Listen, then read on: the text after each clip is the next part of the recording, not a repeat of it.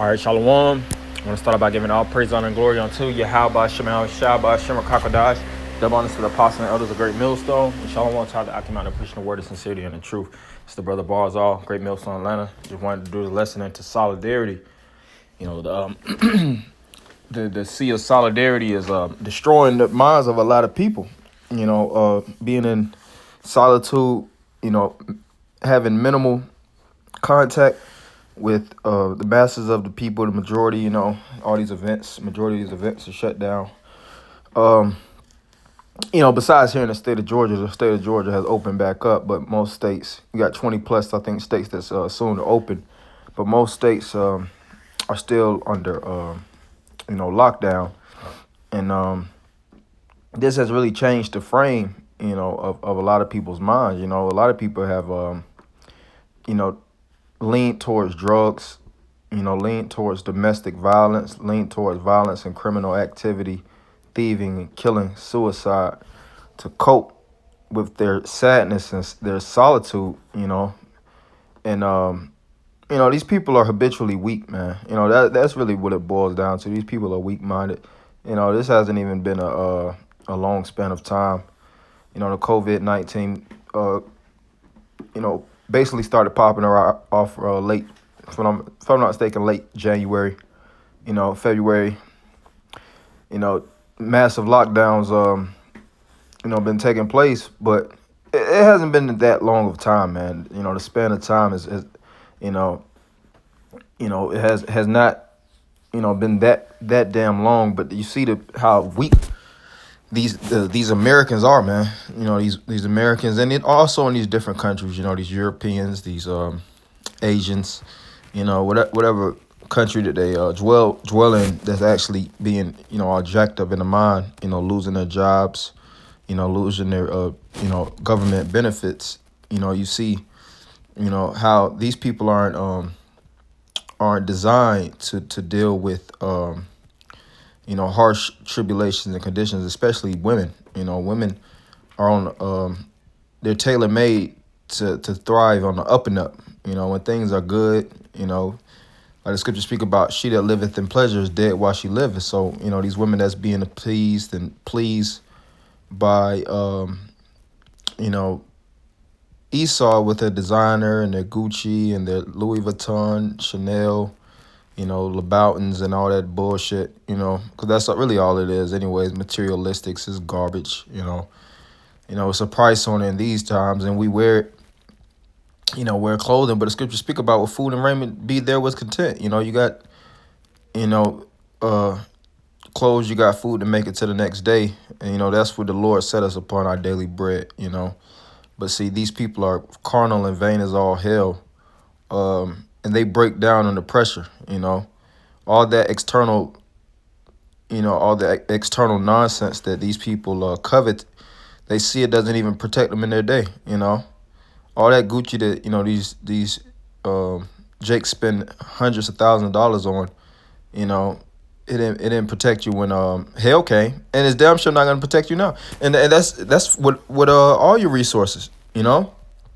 And what I really meant to say is damn sure ain't gonna protect you in that day, in the last days when things get very tight, you know, because really the grips haven't even really got tight yet. You could go to your supermarkets, you know, you still have majority of your products. It's really only a lack of tissue, you know, for the most part, and a couple of sanitized goods and things of that nature. But, you know, the masses of the stuff you could buy in your local supermarkets. Now, a lot of people have lost their jobs and unemployment is at an all-time high, you know, but hell, you know, we know what time it is. You know, as brothers in the faith, if we lose our jobs or lose, you know, the carnal petty properties of this world, we don't let it break us or deconstruct who we are, you know, pull us out of character, you know, because we've been dealing with solitude. You know, we're really out, you know, outed out, if I'm not mistaken the term is, ousted out the government any damn way. You know, we don't see ourselves as a part of this system. You know, we're outcasts, you know, through the spirit. And I just had this quote going into solidarity because we were built for this part of the game, man. You know, brothers, you know, scripture speak about in the book of Ecclesiastes how, you know, a fool is in the house of feasting and a wise man is in the house of mourning. So, When times of mourning and times of so-called depression, which really that's what it is, depression, and hell sets in. We've been preconditioned, from catching hell, constantly, because the Lord, what did it say, chastise the ones he loves. So we've been going through mental chastisements. We've been going through things, so when things hit the fan and get, the boat start rocking, we don't jump ship, man. So it says, in solitude, the mind gains strength and learns to lean upon itself. Yes, and leaning upon yourself is really the intuition of leaning upon Yahweh Shem Shai rather than any other external factors. You start to develop a level of self, you self-develop and a level of self-dependency. And that's really how you should be in the faith of Yahweh Shem Shai. You tend to, you depend on Yahweh Shem Shai, in all respects of life, and when times get get hard, where to look at. You're not looking to purchase stocks and things like that. You didn't think the stocks that was going to get you out of the out of this hellhole. We know that there's only one way out, and Yahweh Shai is going to be the one that's free us, pursuant to Deuteronomy 28 and 68. We're in captivity, and we accept the fact that we're in captivity. We accept the fact that we're at the bottom. We accept the fact that we're depressed, and we're not looking to get some type of entertainment or relief in the society.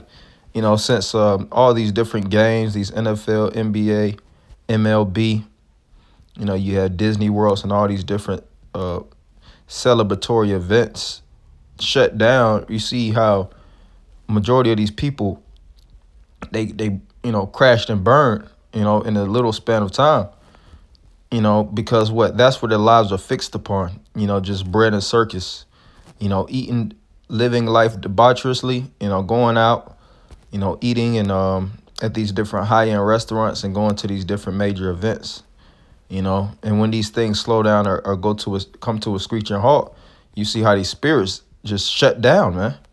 When really you're supposed to be gearing up at this time, man.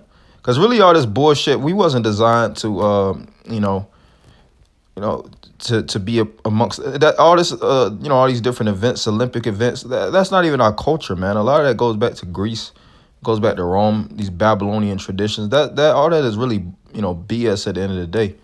But this is 1 Timothy 1 and 18. It says, "This charge I commit unto thee, son Timothy, according to the prophecies which went before on thee, that thou by them mightest war a good warfare, holding faith and a good conscience, which some having put away concerning faith have made shipwreck." And like I just said, the sea of depression. A lot of people are on these nigger rig boats. And when I'm talking about your nigger rig boat, I'm talking about your spirit. Your spirit is all weak. It's built, upon haystacks. And you think that you gonna ride the wave with that, and Esau is coming with the wave. The scriptures speak about, stormtroopers, coming with storms of hell, coming basically to breeze through, and terrorize, man. And see, we've been building the Ark of Noah, to hell with a boat, and a light and a life jacket or whatnot. We've been building the Ark. So when these storms of, the water of these troops and the water of hell, like it tells you in the gospel, it beat upon the house, and that house didn't fall because it's founded upon what? A rock. That rock is a Mashiach Yahweh Shai, And Yahweh Shai, he had that frame of thought, and all the disciples and men of the Lord that accompanied him. When hell came and they started to get pushed down, from the oppressor Esau, which came in the form of the Roman Empire, they knew how to, roll with the punches, man. They got hit, they rolled, they stuck and moved, man. But see, you Jakes, you taking direct shots to the face because you have a strong connection to this garbage, man. You have a very aggressive affinity for the things of America, when really none of this, all this stuff is really see-through, man. It's transparent. You know, you'll work, you know, for these Federal Reserve, the white man's dollar, and you'll spend it on shit that really doesn't matter, things that rust, rot, and decay. We looking for the life everlasting, which is the kingdom of heaven. So, you know, when we see these things weighing upon our soul, we're known as the beasts of burden, man. You know, Yahweh Shah was that first beast of burden, which he came lowly sitting upon the ass, you know, which he bared the sins of the nation of Israel. And that was a hard burden that he had to walk and endure. But he did it. And he said, what, take you my yoke, for it is light and it's easy. So this is 2 Timothy 2:3. Thou therefore endure hardness as a good soldier of Yahweh Shah Mashiach. Yeah, so you have to endure all these different things, man. And the hell is still moderate. It hasn't, you know, been pushed on an advanced level. You know, you see the amount of deaths. You know, it's still not even on a level of, you know, it's on a yearly level like a flu or things of that nature. It ain't nothing that's that. It ain't no goddamn Spanish flu, or was that 1919 around the early 1900s, where it killed millions. You know, this thing is only taken out a couple thousands, man. You know, it's just hit 1 million cases in the United States. You know, but we know that this is all the boiling down to Esau pushing a stronger plan, which is the New World Order. And this is just one of many waves. You know, like I said, a lot of people are getting drowned out from just this because they trust too much in America. I'm talking about you tribes, you Negroes and you Latinos. And you see, Esau is not, you know, bugging out. You have a lot of these Edomites bugging out, but for the most part, you know, these super rich, these super elites, they're bunkered away. They're laying low, you know, because they got more hell that they're going to put upon you jakes, man. And we are prisoners of hope and faith in Yahweh, and we have full faith in Yahweh Shema Shah. He's going to deliver us in that day. Verse 4, no man that warreth entangleth himself with the affairs of this life, that he may please him who has chosen him to be a soldier. You know? I don't know why it says so Jeremiah, but through. But, you know, that's really just the main point. Matter of fact, verse 5, and if a man also strive for mastery, yet is he not crowned except he strive lawfully. Yeah, and you got to strive unto the end. As it is written, he that endure to the end, the same shall be saved. So, you know, this was just a short lesson. I just really wanted to just, you know, go into the spirit of the times that we living in, you know, and we're going through, you know, that hell. You know, we getting pushed through the ringer, but guess what? It's, you know, this is still a light thing, and we got prayers, man. We got fasting. We got the name of Yahweh Shema Shah. We got the words of the Lord. You know, we have the brotherhood, you know, and we trust and believe, and that's how we hold up. While everybody else is breaking down and they're going to continue to break down, we're going to wax stronger.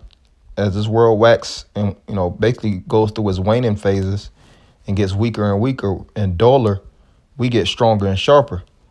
You know, so I want anybody giving all praise, honor, and glory unto Yahweh Shema Shah by Shem Kakodash, the abundance of the apostle and others, great millstone. Shalom Makim.